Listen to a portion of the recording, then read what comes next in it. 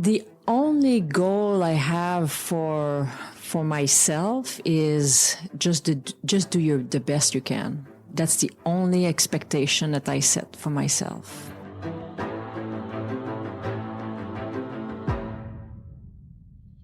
Welcome back to the Northern Sentinels podcast. I'm your host, Chris Ayotte. On this episode, I'm joined by Lieutenant General Jennie Carignan. The daughter of a police officer and school teacher, Jennie grew up in small-town Quebec, surrounded by family and the outdoors. When she wasn't in school, sports, or dance, she was working at the family sugar shack and campground. Little did she know she was setting the foundation for a career in the Army.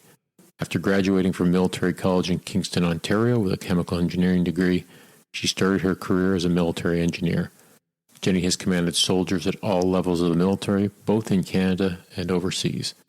Most recently, she was the commander of NATO's mission in Iraq during a particularly violent and unstable time in the region. She is currently the Chief of Professional Conduct and Culture in the Canadian Armed Forces. Listeners, here's my conversation with Jennie Carignan.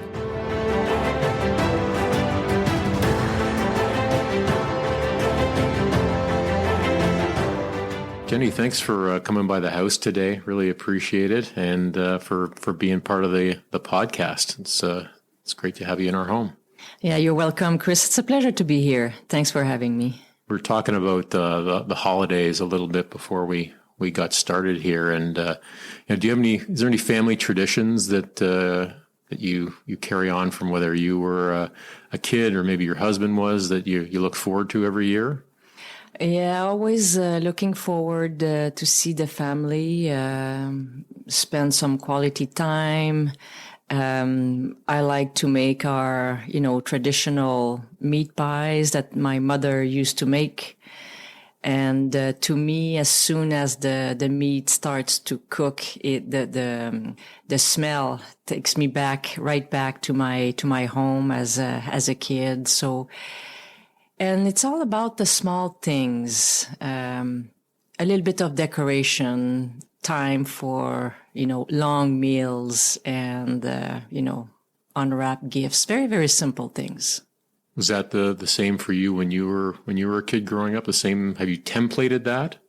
A little bit, but probably, of course, big families on both my mom and my dad's side. So lots of uncles and cousins and, so the families are smaller now.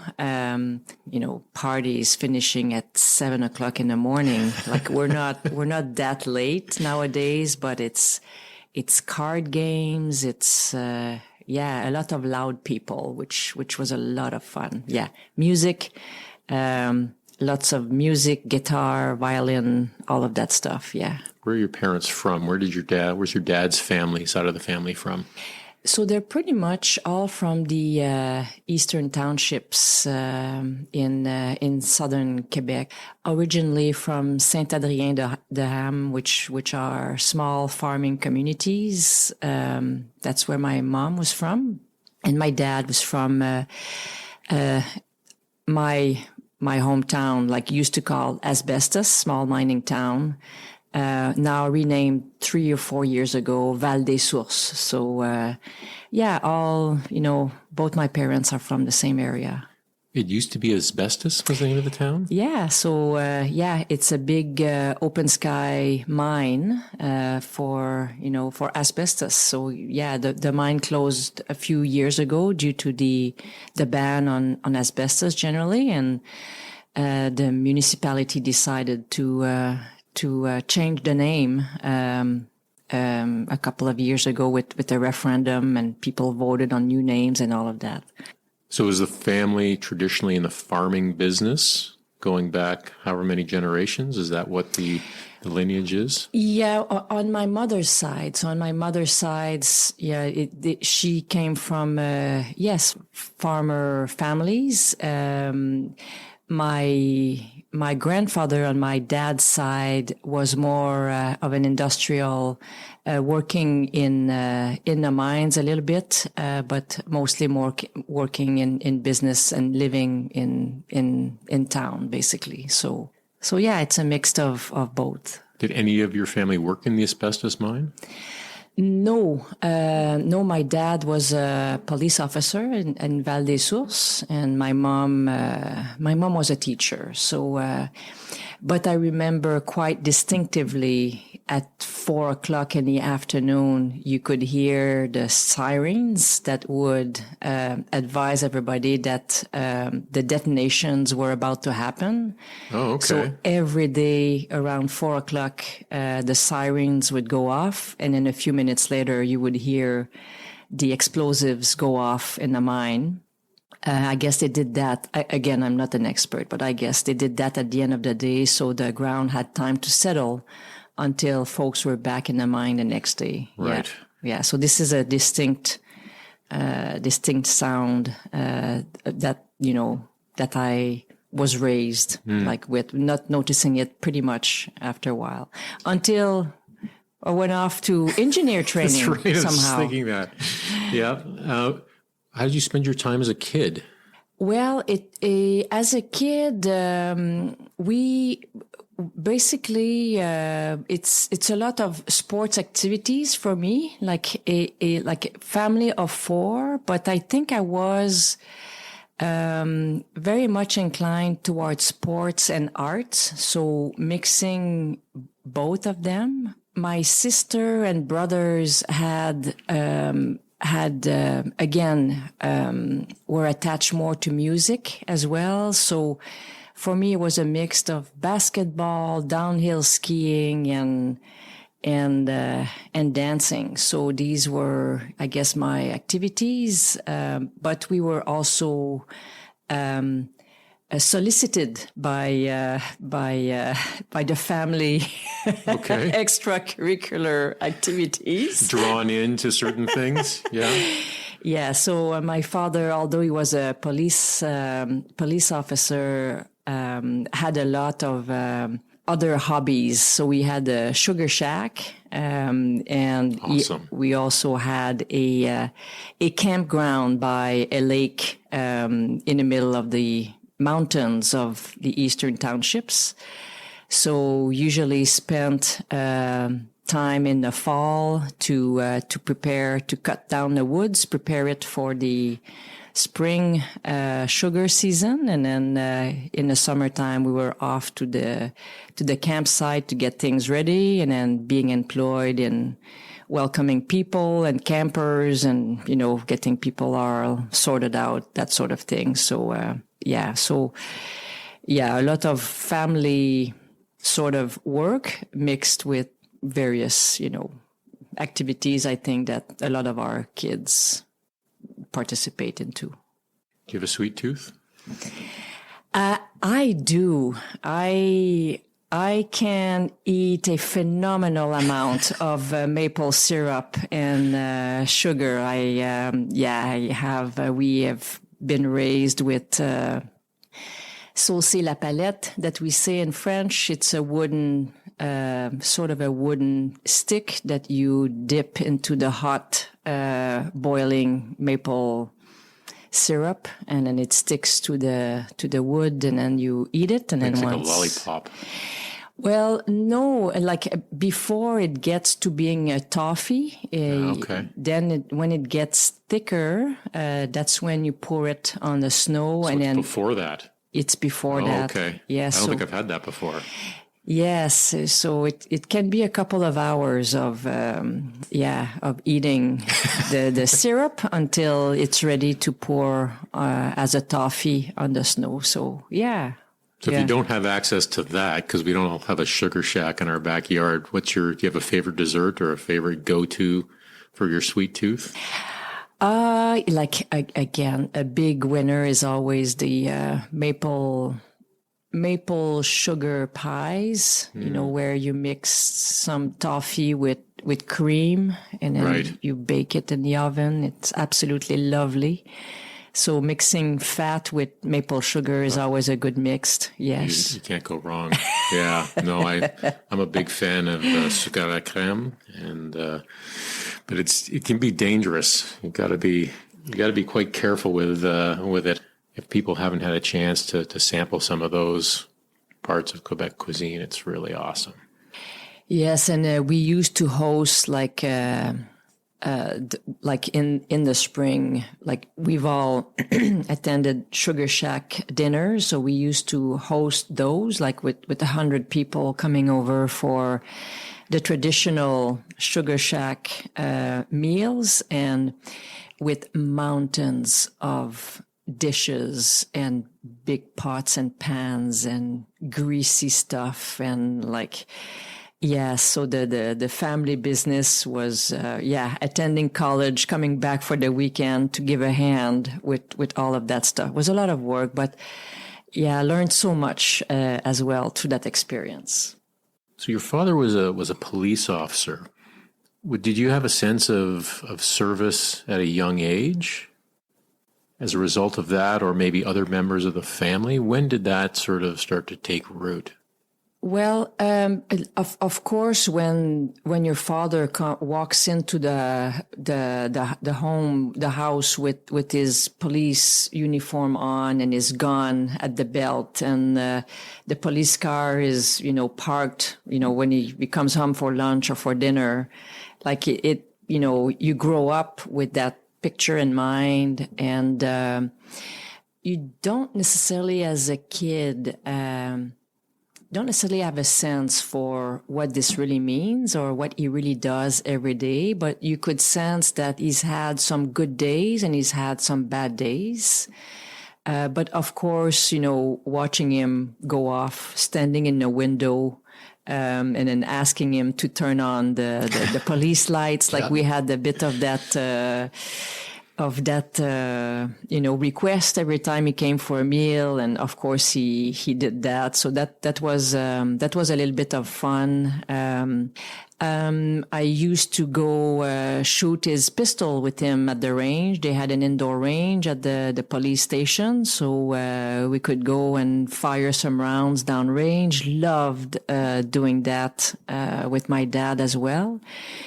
So, of course, you kind of grow up with that picture in mind. My mom was also a teacher, and very passionate about raising her kids in the classroom to become, all that they could be. My mom always had that aura around her, like. So I kind of grew up in the middle of all of that. And it probably did influence some choices down the road somehow.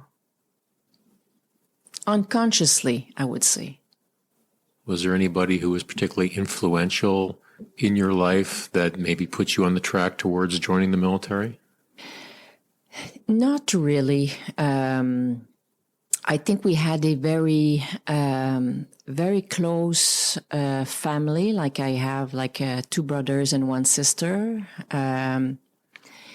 We don't have any military background in the family at all, for as far as I can remember. So it just came a little bit totally by par hasard. Totally par hasard. Yeah, I had never seen a military uniform before I had to iron them. Well, how did it get introduced to you then? If you're in this town in Quebec, there isn't a military presence there. No, you don't have a military background in the family. So how does it go from being a high school student asbestos to being enrolling in the military then? It's friends of the family. So family friends of my parents had a son joining RMC. So he started in CMR Saint-Jean, and the lady just basically said, "Hey, why don't you come over and have a look at the Saint-Jean had a end of year show where you have the graduation parade with a show with drill and jumping and anyways demonstrations." Right. So just went and, attended the show and then spoke to a few people and looked at the end of year book. And I said, wow, that sounds like it could be fun.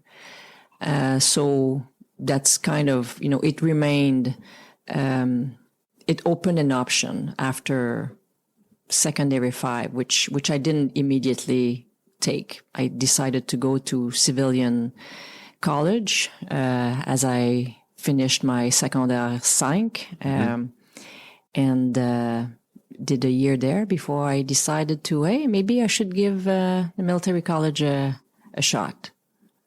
And did you have a vision for if it wasn't going to be the military? So you left high school, you did your first year of post-secondary. What was that potential glide path going to look like then? All I could see as a potential career was a ballerina. I was going to be a professional dancer. That's what I was going to be. So, but understanding the level of difficulty and the challenges, I always kept my doors open. So I did pure science, did, the maximum of credit I could, went to college in a science program, again, to open up as many doors as possible for any university programs, knowing full well that I had to have a plan B if plan A was not going to work. So, but again, as the military college option sort of basically seemed attractive, my mom had basically sort of suggested one night as we were, doing the dishes, she basically said, hey, you know what? Maybe you should think of engineering. Maybe engineering would be a great program for you. I said, what does an engineer do? So just planting a seed, just offered it as a possibility, which basically got me into searching and what does that do? And then again, balancing my options. I was totally bored in college, totally bored. It was, about studying, going to school. Of course, you have a lot of great social activities, had lots of fun, made new friends because, of course, you show up. I had to leave my hometown to go to college in Sherbrooke. But I was at the bottom, like I couldn't see what would come out of it. So looking at the military college program with the opportunity to learn English, the opportunity to work on leadership, getting an engineering program and do sports, which is another passion of mine. I said, oh, that looks like fun. And so this is kind of what tipped me over to give it a shot. I said, I'll try it. And if I don't like it, I can always, change course at one point. But I never stopped dancing. Okay. Never stopped dancing throughout my whole career, throughout the past 38 years. All forms, like ballroom? Yes, somehow I found some ways of staying connected. Did Highland dancing while I was at RMC, did a little bit of ballroom dancing at the same time. And when I graduated, always kept it up for all of that time. Yeah. With, cut off by deployments or sometimes, moving to a new place by the time you need to find a new school and that sort of thing. So, but always kept it up. It's been a passion for me. I was going to ask you about, hobbies for the future, because I think that's always an important thing when you end up, leaving the military. Hobbies, I think, are really important.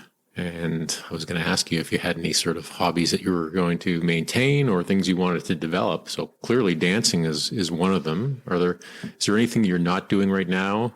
Because you don't have any time for a lot of hobbies, but things you've looked at and said, I'm good. When I leave service, I'm going to do this?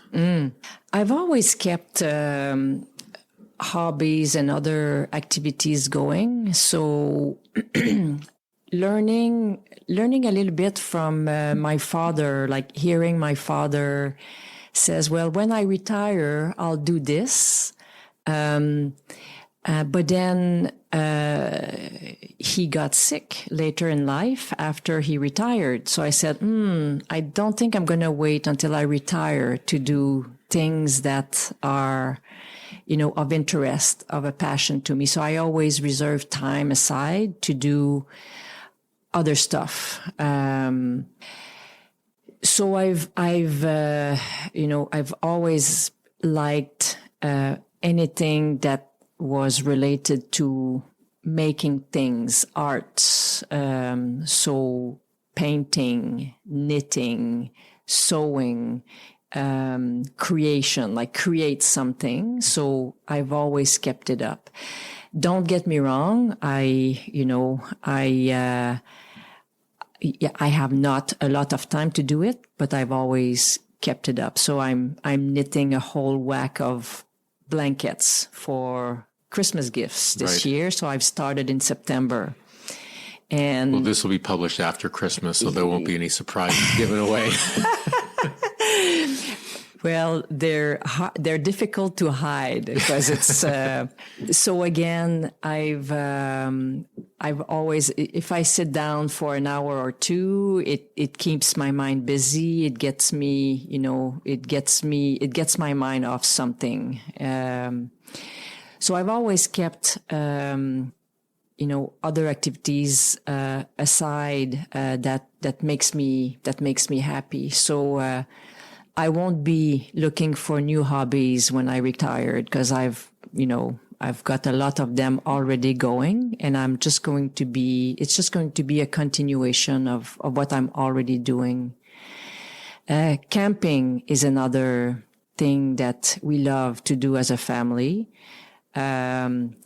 So we've always had an RV ready to go for, so we've been RVing since, I don't know, since after a few years after graduation, especially since we've had kids. So as soon as we had kids, we got ourselves an RV, and then we are RVing. We did a lot of it, and we still do.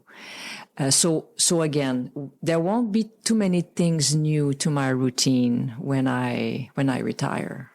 That's awesome. Just more time to do it. Yeah, I think that's really important too, because I think so many people, like you said, when I retire, I will do X, Y, and Z, with not realizing that life will get in the way of those things. So why not start now, even if it's just a little bit of time dedicated to it, start to kind of keep it going. I think that's fantastic advice, because you never know what's going to happen in the future. So you don't come from a military family. How was the transition from civilian life into the military for you? How'd you find that? It was absolutely brutal. It was a shock. It was a shock being parachuted in Kingston at the military college. So you did all 4 years in Kingston? Yes, because I had 1 year of college. Right, of course. I went straight to Kingston. Again, it's to bring in a community of Francophones to Kingston. And I didn't have to do the prep year in Saint-Jean, so I just went straight to Kingston. But prior to that, the basic training, did basic training in Chilliwack at the time. It was a bit of a shock. Why? Because I am a very, very self-disciplined individual. I don't need to be reminded what time to get up, when to have a shower, when to put your clothes on, when to be, what I need to do prior to be ready for a specific appointment. So I felt like I was shackled. And we also need to understand that I had a lot of freedom as a kid. I could run around just about everywhere I wanted. Once I was set free in the woods, I never attended summer camps, organized activities ever. I always organized my own activities. My parents never looked into my school bag, never supervised my homework, ever. So I was being somehow mentored, but never supervised closely. So to me, joining the military, where I had this layer of external discipline imposed on me, felt really, really crushing. But again, learning to basically navigate through that. So understanding that in a big group, you have to have some form of structured, organized way of doing things. And then learn to work together as a team as well. So being late for an appointment is a total foreign concept to me before I joined the military. Putting an assignment forward on time, to me was normal. So I just couldn't understand how people could be late for something without being yelled at. Right. To me, it was a total foreign concept to be late for an assignment or to be late for an appointment. So it was a big shock. But again, navigating, how do I find my freedom within that setup? Because I just absolutely loved the folks I met. I loved the folks I worked with. I loved the fact that we were getting together to accomplish something. Just a funny story. For the life of me, I couldn't understand why they were forcing us to put together a set of orders. Anybody in the military all understand situation, mission, execution, concept of ops, coordinating instruction. We were given a task to change a tire on a car, on the truck. Yeah. And what do you mean I have to put a set of orders, situation, mission? Give me 4 people, I'll get it done now.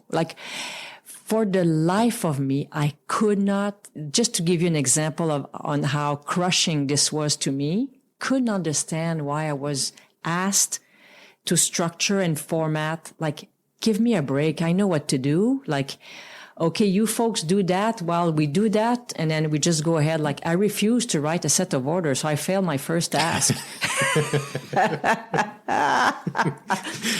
But I got the job done faster.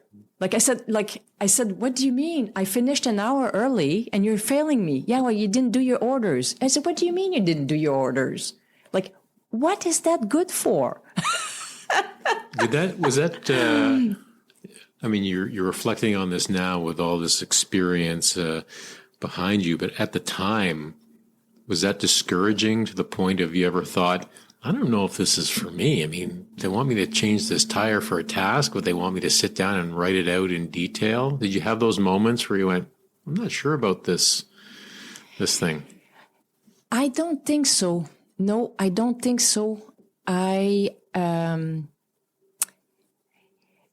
Somehow I felt a benevolence from our troop supervisors. Okay.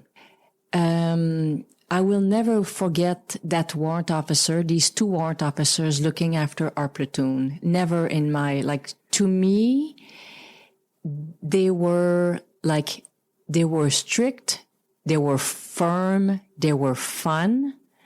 They made it interesting. We worked really hard. But they made us understand that there was a necessary structure behind what they were asking us to do. So I guess this is how I came to understand the need to organize big groups. So of course you can change a tire without a set of orders. But we use the same methodology for, section attacks or for other big group problems that we have to solve. So I felt a sense of benevolence that they really did care about us. This is what I felt from these two warrant officers leading our group. So it's Warrant Officer Boivin, Royal 22e Régiment. I will never forget Warrant Boivin and the influence he had very, very early on for this platoon. Yeah.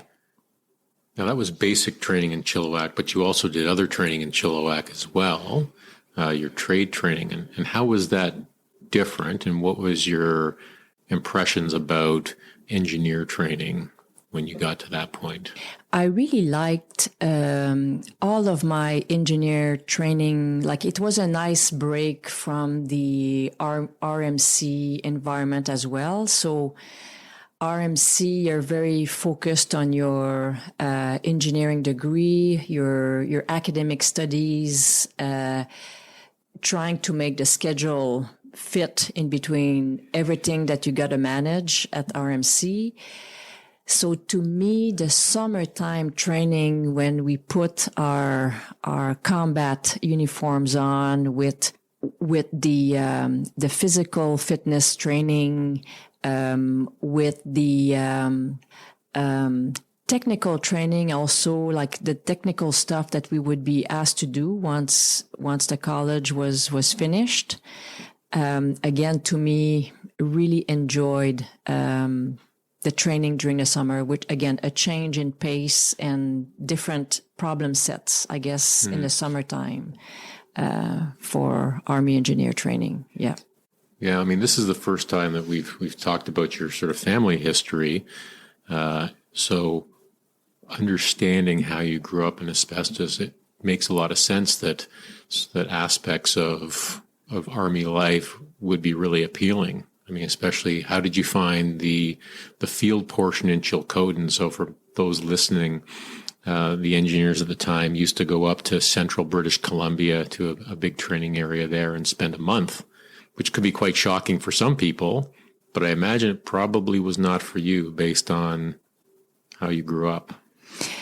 It was not, no. In fact, I felt very much in my element. I always felt comfortable under a tent, sleeping under the stars, in a sleeping bag in the middle of nowhere, or in a trench, or digging a trench. And like, to me, this was a lot of fun mixed with learning a bunch of new things and techniques and how to organize yourself. To me, it was absolutely fascinating. Don't get me wrong. Like, of course, I I have a lot, like, there's days where you have good days and there's days where you have really, really bad days.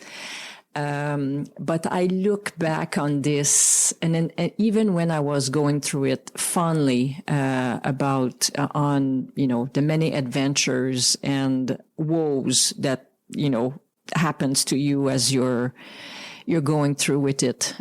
So although you're in the middle of a wet trench under the rain, in the mud, with one of your buddies, standing on guard on an empty field in front of you, trying to not fall asleep on your weapon. There's a lot of funny stories that, like the rain washing off your set of orders on your, on your plastic thing because you took the wrong pen, and all of a sudden you have to ad-lib your orders. Total confusion in some of the operations that we've done. Complete miss.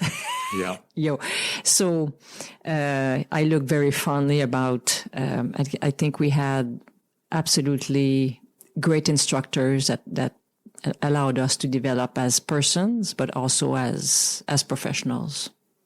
There's a real power in that shared experience. And I'm sure you have, as I do, still a number of really good friends who are part of those experiences. And that, for me, I think is one of the most powerful things about service are those shared experiences and how they bring us all together and connect us. People who may not have anything in common before that experience are drawn together because of those experiences, and sometimes for a lifetime. Yes, absolutely. We can reconnect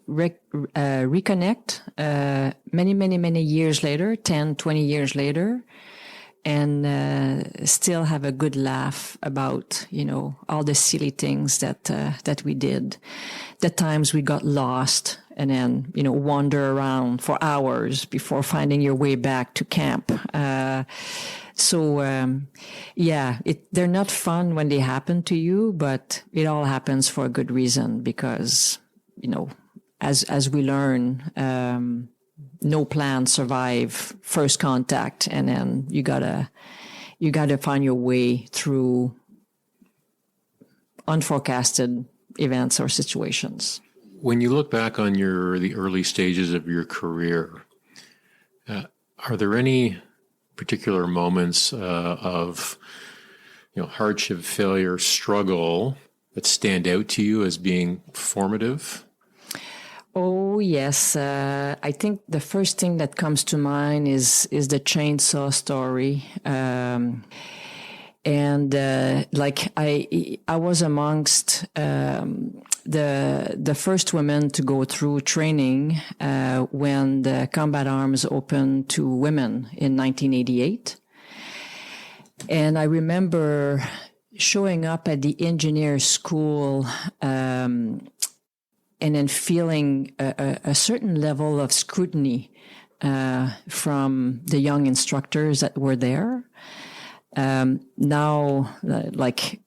Now these women were going to come and join us in the real, engineer regiments. So game on. So this is kind of what I felt when returning to school after the policy had changed. So we basically, as you know, we need to build a non-standard bridge during our phase training. And I remember sitting in class learning about the techniques to build an NSB and then praying to not get this task. I was praying to be just somebody that could just follow orders that day, because I said, please don't give me this task. And as I had been digging all night a minefield by hand, because of course the plows don't work very well in Chilcotin. No, they don't. So digging mines, hundreds of mines by hand. I was on the digging party, and then I was sleeping with my head on my helmet. At 6:00 in the morning, somebody gives me a kick and says, Carignan, go and get your warning order. So I got up, sat down, and when the instructor told me, Carignan warning order, build an NSB, I thought I was going to pass out. It's like your brain makes it happen in some way. Please don't give me this, and then it happens. And then it happens. So here we are. Everything that could go wrong for that task went wrong. Everything. So got in the vehicle to go get your orders, but got lost on the way there. So I think I was an hour late to get my orders. So finally, got there, received the orders, went back, built the plan. So I don't know, you just pull yourself up and, somebody's got to do it. And then it's me. So, so anyways, got things going. got to the site in the morning. So as the troop commander, the folks deployed, did the security on the site, and then deployed to the site. And then an instructor was hiding in at the edge of the wood there. And then bam, bam, no, your troop commander is dead, people. So now you got to keep going. 2IC take over. So they took me out for a couple of hours. But I think now I know they probably sent me back so that I could have a bit of a sleep, because I hadn't slept for a few days getting ready to go there. So they took me out and I thought, okay, I'm done. I have failed. Like, I was late. Then I'm removed. I'm done. I failed my task. They brought me back a few hours later, only to realize that the building site was silent. So I said, what's going on? Like, all work had stopped? Nothing? All work had stopped. So what's going on? Well, the chainsaws don't work anymore. Like, what do you mean they don't work? Because you had to cut down trees to build the bridge. Well, nobody knows how to sharpen a chainsaw. Oh, no. So I think we must have been the only engineer course that didn't learn how to build, how to sharpen a chainsaw. So I have some doubts that they might have given me this task and then not show us. Like, again, did they really want me to fail? I felt like all the gods were against me that day. So I said, bring them over. I'll sharpen them and I'll show you how.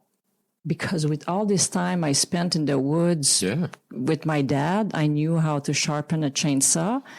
So I think the sergeants couldn't believe what they were saying. Like, I knew where to put the glove. What are the odds she knows how to sharpen chainsaw? How the hell does she know how to sharpen a chainsaw? So I taught everybody how to do it. This is how you do it. And then the chainsaws kept going. Then I was late, of course. So I was supposed to be done by 8:00 at night. So sent the report in, estimated time of completion, midnight. And they said, yep, Carignan, kept going. So I said I definitely failed. The task. So, but kept going, drove my vehicle on top of it at the end, and then went to bed sometime after midnight, after the bridge was complete. So next day I went for my debrief, dragging my feet because I thought I would have a bad news. And they basically said, Madame Carignan, he said, it's the first time in the history of this course that this bridge actually gets done. So well done to you. And I didn't understand what he was telling me. I didn't understand what he was telling me. So that day I learned a lot of lesson. I learned that a lot of things could go wrong, and it still doesn't mean that it's over.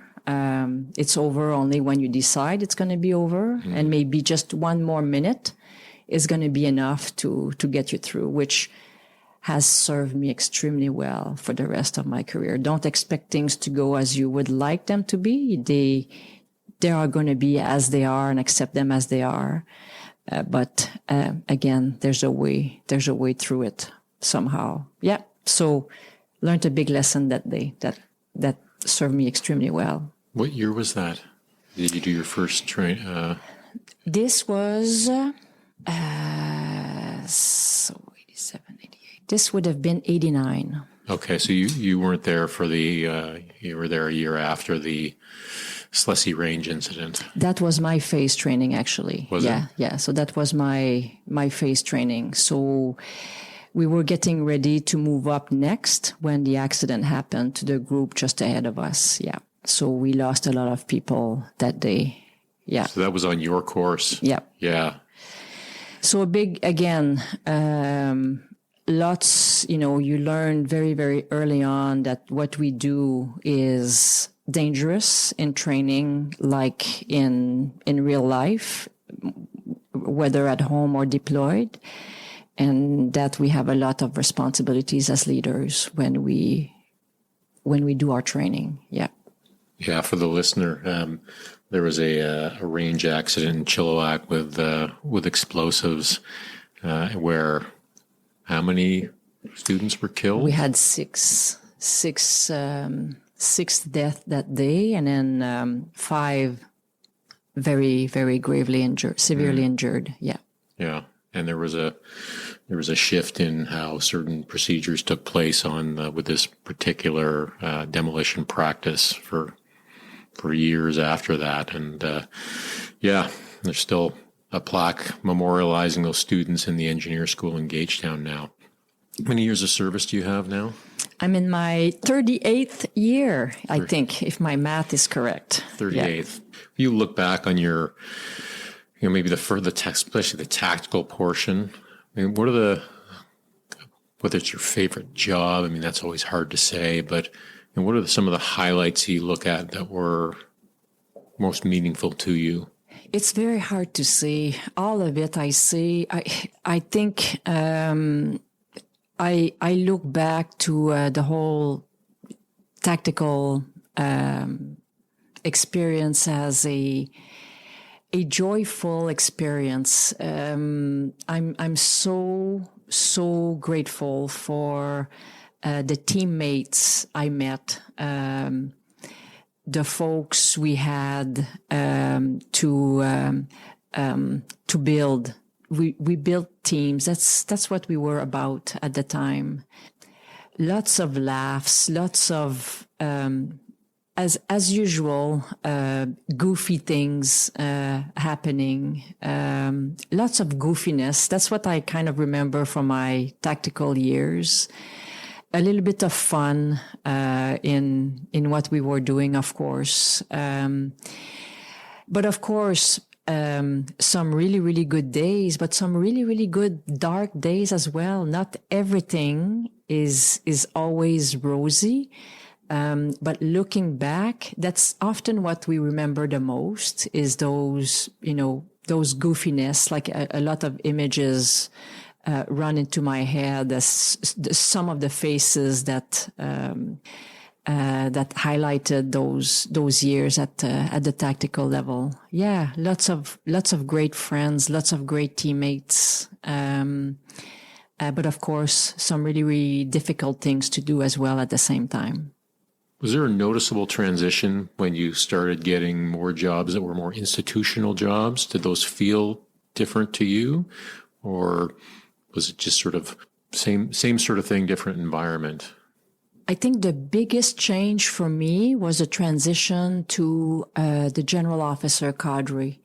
This is when I hit a wall at the institution level, because before that, we do a lot of tactical. What we do is very specialized. It's problems who are fairly clear to solve, fairly easy to solve. What I would say is you could apply a mix of science, innovation, and procedures to solve problems. I hit a big wall at the general officer level. There's 2 times in my career where I thought about leaving. There's only 2 periods in my career where I really seriously considered leaving the military. The first is when I had my first child. I couldn't see how I was going to make this happen. I couldn't see how I could balance both and do both of them well, both my role as a mother and my role as a professional. And the second wall I ran into is when I moved to the executive level, to the general officer rank. That institutional wall and the breadth and complexity of problems that are thrown at us at the general officer level. So these are the 2 times when I said, well, maybe this is not for me anymore. And these are very 2 definite moments in my life where I really thought, I think this is time to go. How did you overcome those moments then? Well, remember my chainsaw story? Mm-hmm. Just hold on 1 more minute. There might be something else. Intuitively, intuitively, I looked for answers. So what I did in the first case is I went off and I went back to school. So I asked to go do a master's in business administration. And people were wondering why. Why do you want to do that? Well, I think I said I don't have enough tools in my tool sets to tackle what's being thrown at me right now. I suspect that I'm not doing it quite the way it should be. I should be able to balance both a family and the profession at the same time. So I did that, and that opened up a whole range of other options, and another way of thinking through problems, thinking through issues. So that's kind of what got me through this first hurdle. Of course, you have to organize yourselves at home as well. So I have to remind myself that I'm not alone, that I have this absolutely fantastic partner and team at home as well. So it's bringing everybody, and it's good for everybody to share that space as well at home. And then at the executive level, I had to rethink the way I was doing business, reassess how that system was working, completely new system at the institutional level. I reached out to get a little bit of mentorship from senior executive in the public service because they know Ottawa well. So reached out to get a little bit of that. And as I was in the middle of making a decision, kind of shared this with my boss at the time. And very supportive. This is when I get a division command out of 2nd Canadian Division. And that brought me back. That allowed me, that creative space that I feel I need to do my job well. Having a division to lead allowed me a little bit more space for, again, creativity. And so that kind of reconciled me a little bit with that level.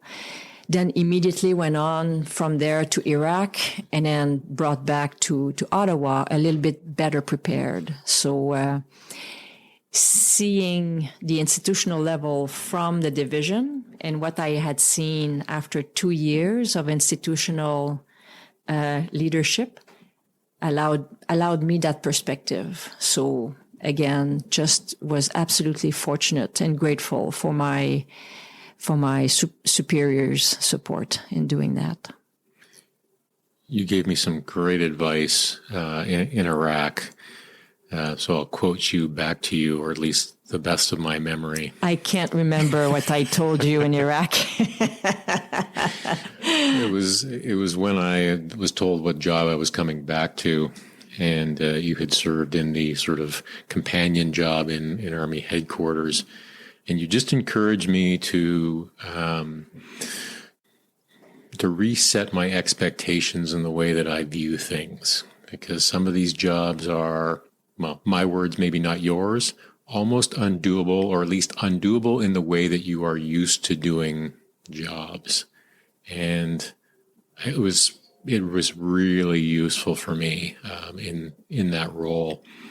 And I'm wondering how you set expectations when you're taking on these massive challenges, problems, especially the one that you're dealing with now, or anything else. I mean, the Iraq problem is another great example. How do you set goals and expectations for yourself that is reasonable, realistic, when you're dealing with these incredibly complex issues? So the only goal I have for myself is just do the best you can. That's the only expectation that I set for myself. So just do the best you can.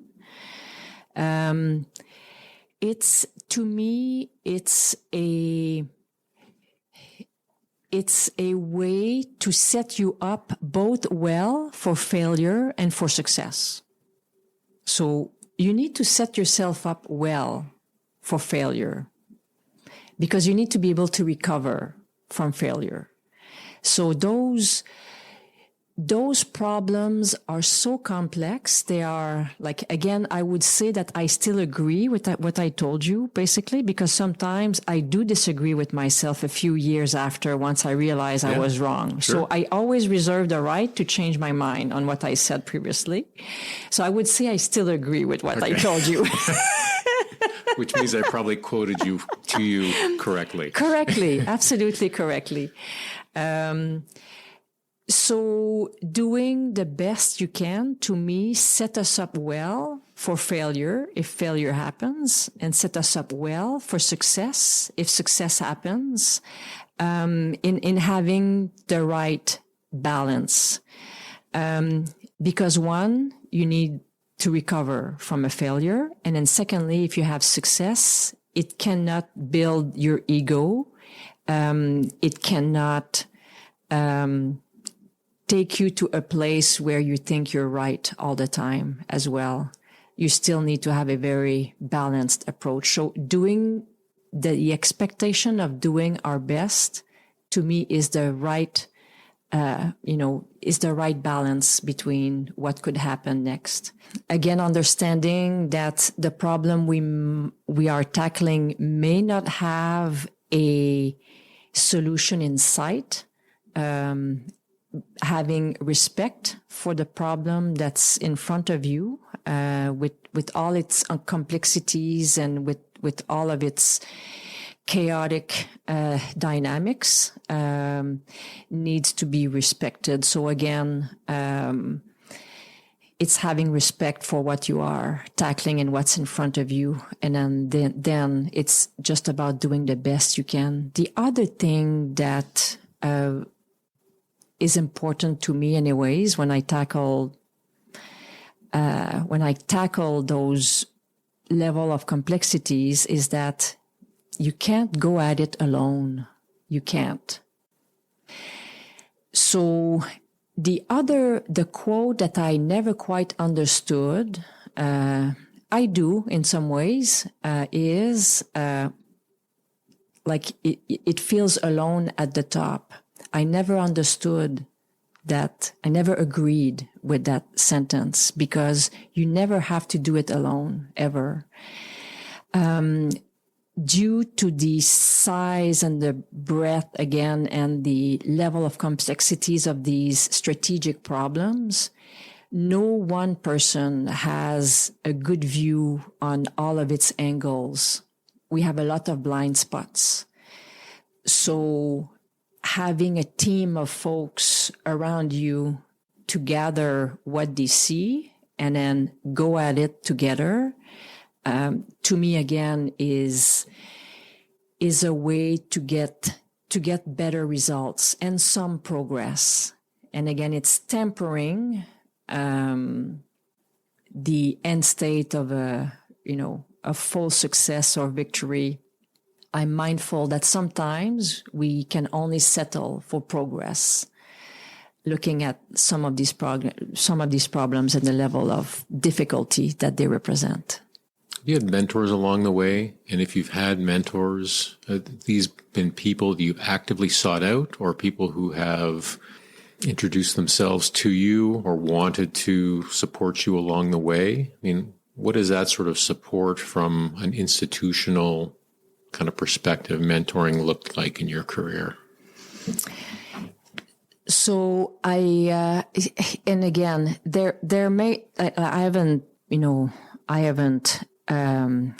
finalized my thoughts around this, but I never felt there, and there's probably a gender piece to that. I never felt that I could nor should reach out for a mentor.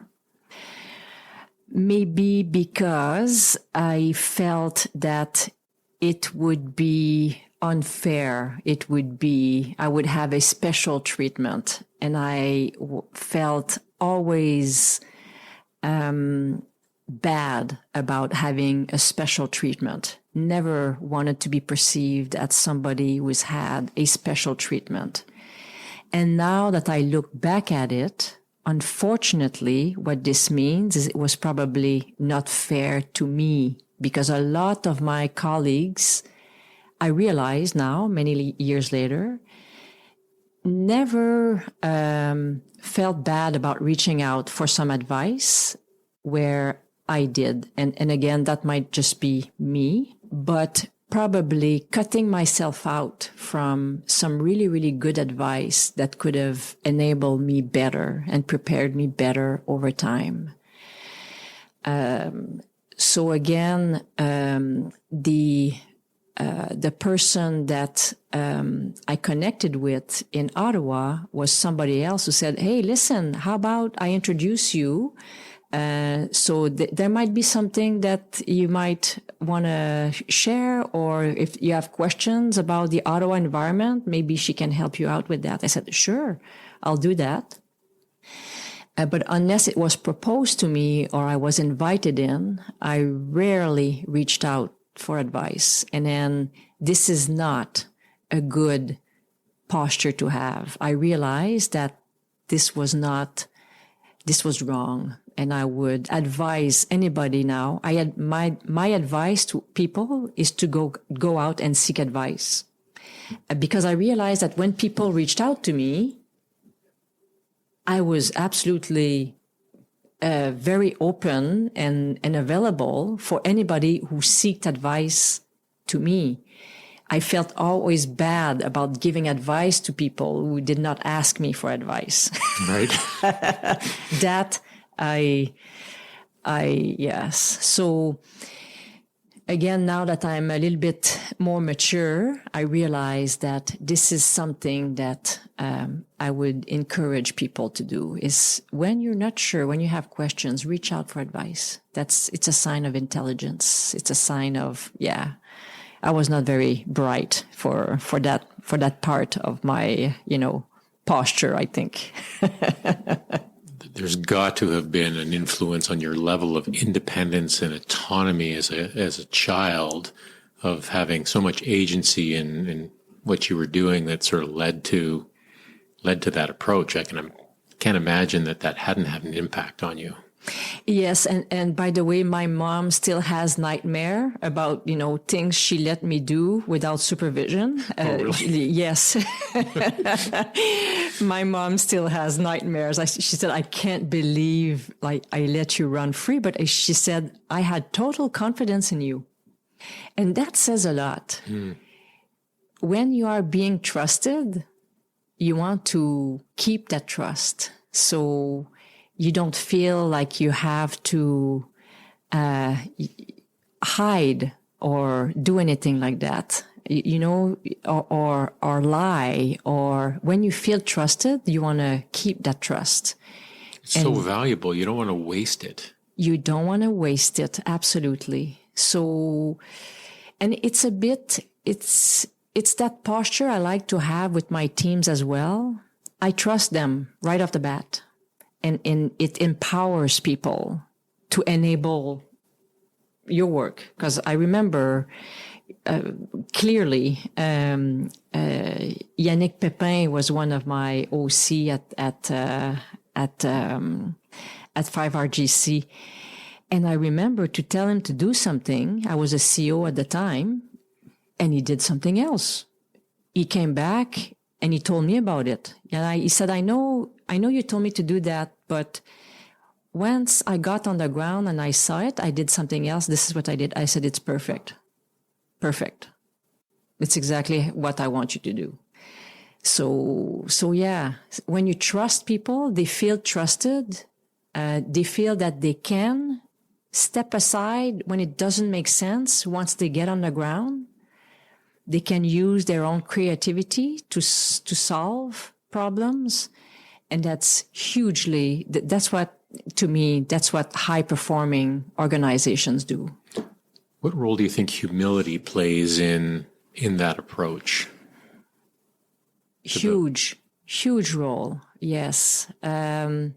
So understanding that you're not the only one with the solution, that the solution comes from the group getting together, some hard decisions made. Not everybody may agree, but everybody has been heard, and they understand that, like, at one point you got to move forward. I think this is extremely empowering for members of a team. I mean, we talked about shared experiences and support, and certainly we have a shared experience from Iraq. You as the commander of NATO Mission Iraq at a very challenging time, whether it be regionally or the country itself in Iraq, or then globally with the pandemic. I mean, so what was that journey like for you, whether it be, when you first sort of got told you were going to be going into this job, incredibly high profile job, very complex situation, through just countless, it seemed like every day was not like a new regular problem, but a problem that was dialed up to 13.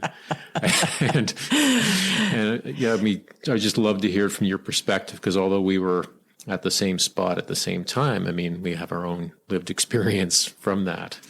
Yes, and Chris, I have a clear mental picture of you and I on the roof of NATO Mission Iraq's headquarters. And by the way, I still have your coffee cup. The coffee cup you gave me as you were getting evacuated from the camp. So I still have that cup as a coffee mug at home that I use. It's my favorite cup. So I still have it. And it was on the corner of my desk for the whole time of the mission, and the only cup I used for the rest of the tour I was there. So no, I'm very fond of that cup, and I'm getting mentally prepared for it to get broken. That's a bit like I am. Like I'm getting ready to fail, and then having a meltdown when the cup gets broken because somebody's going to drop it as they get it out of the dishwasher, because I'm using it every day. And you think it's just a cup, but it's not about the cup. It's not about the cup. It's about what it means and the time that we shared over there. So I'm very fond of that cup. So I had to mention it. It's good to know. Yes, and I still have a clear mental picture of you dropping by my office just before you were getting ready to go with your full frag jacket and everything on, your helmet on, and ready to board. Yeah. So again, I have some very clear memories of our time shared there. But the mission for me was a dream come true. It was a dream come true. My first mission was on the Golden Heights in between Israel and Syria in 1993 as a captain. And I came back transformed from that mission. And as I was coming back, I said, one day I would like to be a force commander of a multinational mission. I would like to do that. But I've always been very reticent in dreaming about something, but never told anybody about it. Never told anyone that, this is something I would like to do. So when the offer came in 2019, I thought I was the luckiest person in the world. An absolutely amazing mission, security sector reform. Like, you don't get anything, as honorable of a duty to do in assisting a country in building their security apparatus. So this is how I showed up in November of 2019. And I had taken time to study Iraq's history, background, understanding the dynamics between government, its military, and its people.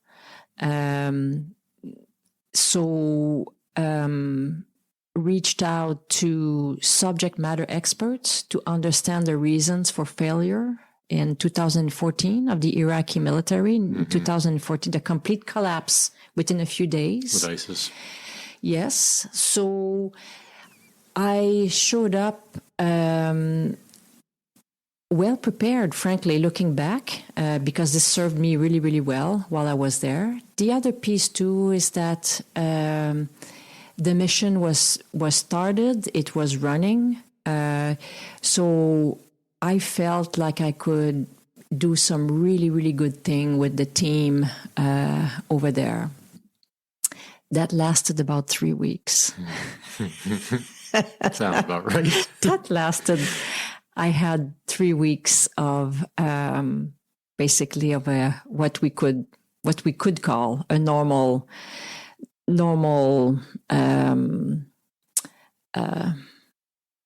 battle rhythm operations. Yes. Right, because when was you came in? End of November. Right. Yes. Yep. I arrived end of November 2019. And basically, third week of December, the Iranian-aligned militia groups started to raise the pressure on the American presence there, which led to an attack on the U.S. Embassy. And again, standing on the roof of my headquarters, as I saw the U.S. Embassy burning across the street, I realized that all of a sudden things would change, that we didn't have the same mission anymore, but definitely surpassed any of my predictions or expectations. The killing of Soleimani beginning of January, which prompted the Iraqi parliament to pass a law to pass a resolution to expel all foreign militaries from the Iraqi soil. What does that mean for our mission? And meanwhile, the rocket attacks just, kept ramping up. And then post-Soleimani translated into a missile attack coming from Iran onto El Assad Air Base, and the shutting down of the plane with a bunch of Canadians on board in close by Tehran. So in the middle of all of that, the security situation, was unsustainable for troops who are not equipped to fight. So basically made the decision, and supported by my NATO superiors, to evacuate as many people out of Baghdad as possible. So there was about 38 of us left on the ground, just to maintain the mission going.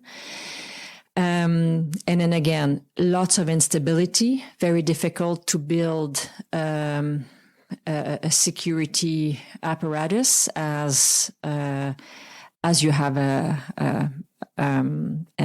hostile environment, basically, to conduct your work.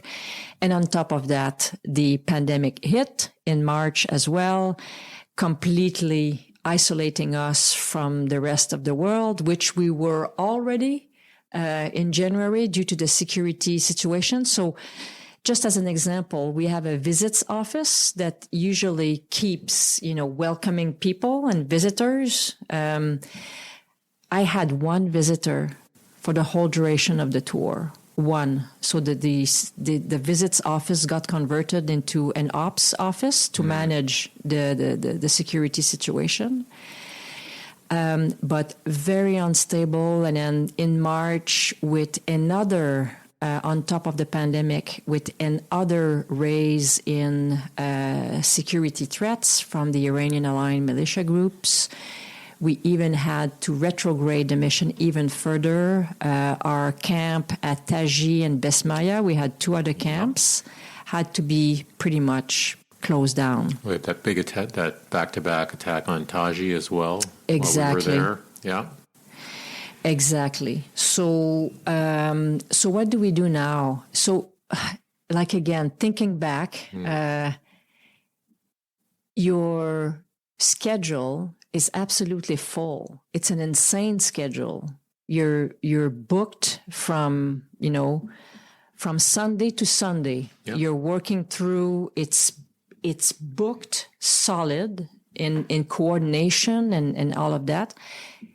And sitting on my couch the next day after the mission was retrograde a second time in March, like my calendar was totally empty. Totally empty. Plus, my room is already packed because I'm ready to leave on a moment's notice because we're not sure if we're still going to be there the next day. So this is kind of the situation. So what are we doing about it?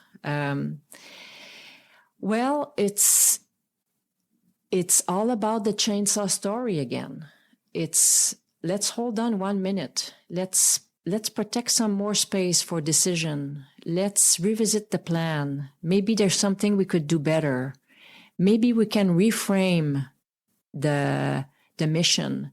So I could see some opportunities in what was happening in reframing the mission more strategically because the Iraqi military failed due to strategic and organizational culture issues, not by the lack of shooters. Like you can train shooters and tactics troops fairly easy. This is not what failed for Iraqis. It's the strategic level of organizing defense, strategic logistics, how you push supplies and the proper medical care and all of that forward. Because frankly, once you run out of water, once you run out of bullets, and once you run out of food, and if you don't have medics forward to evacuate people and treat them appropriately, no military can sustain more than 24 hours doing this. So reframing the whole mission to the civ-mil, aligning the civ-mil relationship, aligning the whole defense machine, the machinery of defense. This is where the most difficult work needed to be done in terms of education as well, was the second portion of doing that. And a lot of work to be done in terms of realigning also the various paramilitaries, the border, the police. There was a lot of different types of security. Oh, yeah. It was a bit of a constellation. And again, this is fine if you have an authoritarian regime, but if you have a democracy, you need to organize your police services and your military services in a different way, although it still needs to be an Iraqi solution. So reframing the mission at the strategic level was the opportunity we could take, because from a NATO perspective, pushing a lot of troops out the door to train Iraqi soldiers is easier to measure. Strategic undertakings are harder to sense and measure. But again, because of the situation, because of the security and pandemic situation, it is more easily sustained. A smaller force focused at strategic level is the opportunity that we could take, doing some great good over there. And in fact, focusing where the effort should be focused at. Anyways, in my personal views, which is what we put forward and was accepted at the speed of light. And we reframed the mission, we set it up, and then I handed over a complete mission ready to go to my successor in November of 2020. The Danes took over. The Danes took over. So now they are aligning to take to take also like the Ministry of Interior and NATO taking over the mission, because of course the US mission is drawing down next door. So aligning all of that was the opportunity that was offered in 2020 to set it up for the future. So to me, again, it's the chainsaw story, but at the strategic level. So it's amazing how our training system can build people to take them to that level where we need to be eventually. So this is ce que je constate. This is what I see has happened for many of us in our profession. Very, very well prepared to do a lot of the complex things that we are doing. When you're dealing with a problem that complex, with that many elements, do you have the ability, because I certainly don't, do you have the ability to just shut your brain off and focus on other things and be present in other things? Or is there always an aspect of your mind that is sort of ruminating or focusing on these sort of big, meaty problems? When you're deployed in theater, that's all you have to worry about. It's a bit different. Yeah. And yes, the hamster is going at speed. But somehow at one point, you need to be able to take a bit of a step back. And it's a difficult thing to do when for passionate people, for people who want to do the right thing, under an incredible amount of pressure in a very, very difficult environment. It's very difficult. What I fall back onto is you spoke about humility a bit earlier. It's a sense that hey, listen, I might not solve the whole thing here. It's all about doing our best and not fall in love with your own plan. Your plan is not you. Like, I need to consistently remind myself of that. And the person who helps me do that has been dead for 2,000 years. It's Marcus Aurelius.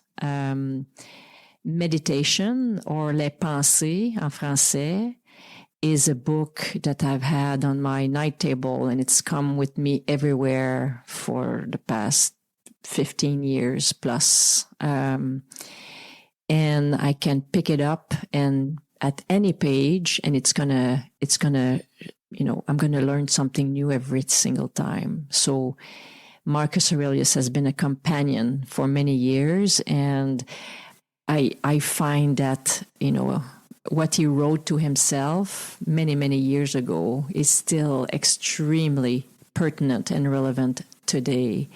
So again, processing a little bit of that, step out of your mind a little bit, and take a bit of time to reflect, and go back at it the next day. Because I'll tell you, some days I went back to my room in Iraq, and I didn't want to come out the next day. So this is when Marcus Aurelius happened to be a great companion. Jennie, thank you so much for coming by the house and being part of the Northern Sentinels experience. And I'll ask you the question I ask all guests at the end: if you have any recommendations for the listener that educate, elevate, or entertain. I'm a big fan of movies and series, and I can't help of making links to, of course, the issues of the day and what the dynamics that we observe around us. So I really enjoyed lately. The last two I've enjoyed greatly is Ted Lasso. I again, wasn't too sure what I was getting myself into. I found the language appalling, but I guess it's part of the entertaining piece. I wouldn't recommend using that language, but again, on TV, it was part of the character and what we were getting at in terms of message. So really enjoyed this one. And the other one that I thoroughly enjoyed is Lesson in Chemistry. So smartly done. Again, highlighting many issues of the day, very knitted very smartly in the dialogues, in the actors and all of that. So really thoroughly enjoyed those last two series that I watched lately. Thanks for those recommendations, and thanks again for being part of the podcast. You're very welcome, Chris. Thank you for having me.